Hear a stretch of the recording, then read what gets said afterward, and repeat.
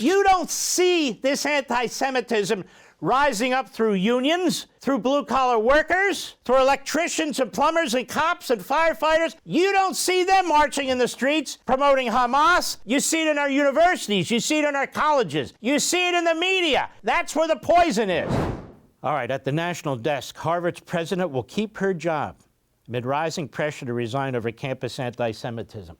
There's a lot of reasons she should resign. Number one, she's a plagiarist. Carolyn Swan, this fantastic African-American woman, conservative, she wrote a piece. She's furious that this woman would steal her information, steal her research, and then take credit for it. And she's a radical leftist. Number two, this woman has no real scholarship to speak of. And when you're a president of a university, you're supposed to have a lot of scholarship. Number three, they knocked out Larry Sumner, who used to be the president of Harvard. Why? Because he dared to write a piece saying that, yes, like it or not, sexes are binary. There's a male and there's a female. So they got rid of him. She was one of the ones who forced it and pushed it. She is a DEI appointee. She was appointed because of her ideology, because of her race and her belief system. And she was appointed with the full support of the faculty at Harvard because that's what they believe. She's not only an incompetent, not only was she wrong about the First Amendment, but she wouldn't say no, flat out, that anti-Semitism violates school policies. I can assure you, if those weren't Jewish kids, if those were black kids who were running for their lives, who were locking themselves in dorms, who were locking themselves in libraries and attics, who were surrounded by mobs yelling in their ears, who are facing Klan-like chants, graffiti on their Hillels, flags with the swastika, this country, specifically the ruling class, the media, the Department of Justice, the Civil Rights Division, the Department of Homeland Security, the Department of Education, it would be all hands on deck. There'd be riots in the streets, and people would have every right to be furious. But when it comes to Jews, I'm not sure. When speech goes to action, of course, that's not the test. They don't even understand the First Amendment. And Harvard is circling the wagons around her, the faculty circling the wagons around her, which tells you what? They're all corrupt, they're all cancerous, they're all poisonous. This is really disgusting. Let's take a look. Cut 3, go.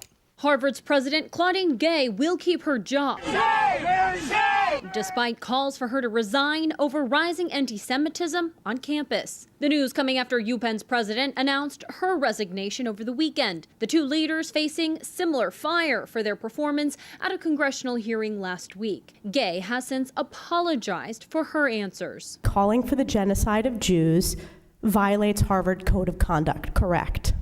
Again, it depends on the context. It does not depend on the context. The Harvard Corporation releasing a statement Tuesday reaffirming their support for Gay, adding calls for violence against students will not be tolerated. But it is tolerated. That's the point. That school has made no effort to determine who is behind all this, the funding sources and what's taking place, how it's networked on their college campuses. They're not going to go through their admissions process to make sure this never happens again. They're not going to expel students, particularly student leaders who are involved in this. They're not going to do anything. That's the point. Harvard didn't do anything in the 30s and 40s, but embrace, celebrate, and invite on campus the Nazis. I discussed this at length here. I discussed it at length on Fox.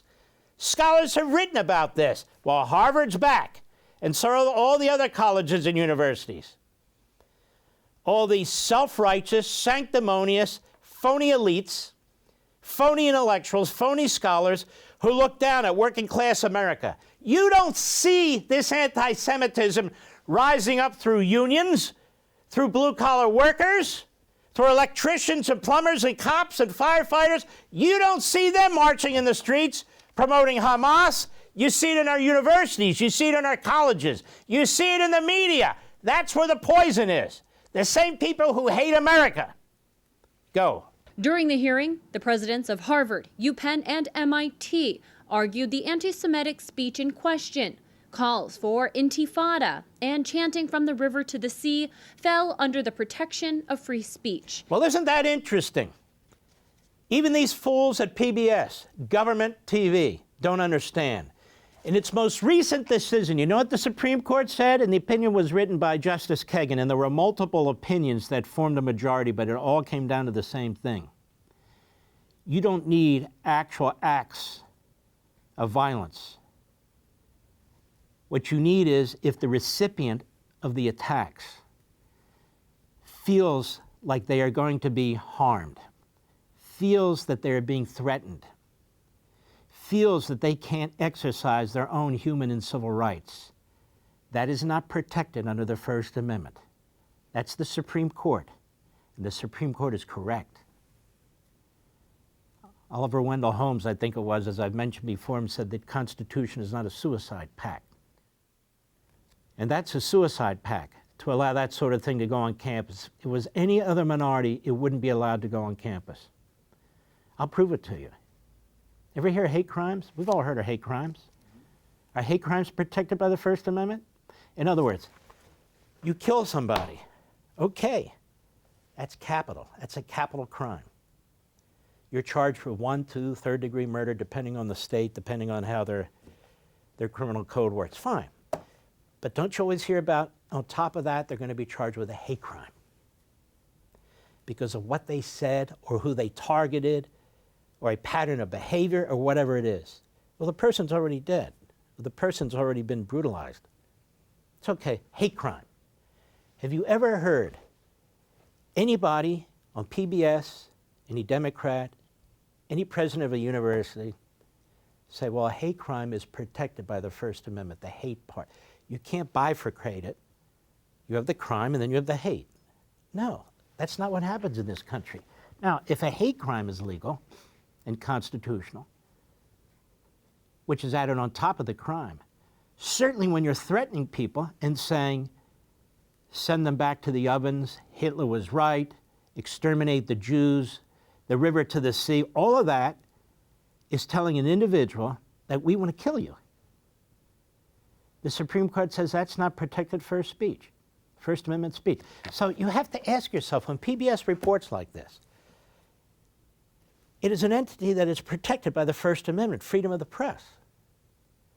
Don't you think they should do the basic research and study to find out what the Supreme Court recently said on this subject? And as for those presidents of the universities, they were all, told what to say.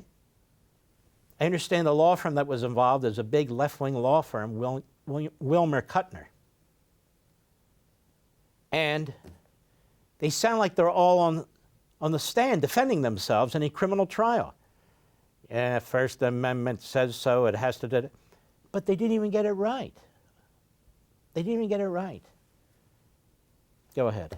Intifada, from the river to the sea, on their own, constitute protected expression. No, they don't. Unless you're on a soapbox in the middle of nowhere yelling at the top of your lungs.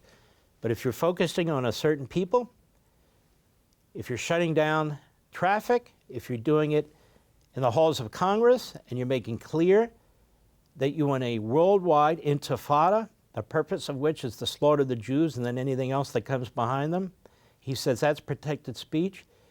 Honest to God, he really needs to read the latest Supreme Court decision and the variety of opinions, because that's not accurate. Go. People have a hard time hearing this. Maybe they don't want to hear that, but context does matter. Although he understands why critics are so upset. Harvard definitely has a checkered history on free expression. They put out training sessions and memoranda that say fat phobia is a form of violence. And then when you have a lawmaker asking them whether calls for genocide are protected speech on college campuses, and they say, well, context matters, you can see how people would be frustrated. Harvard ranked dead last for the 2024 free speech rankings by the Foundation for Individual Rights and Expression. Well, there you have it. For all this and much more, sign up for Levin TV.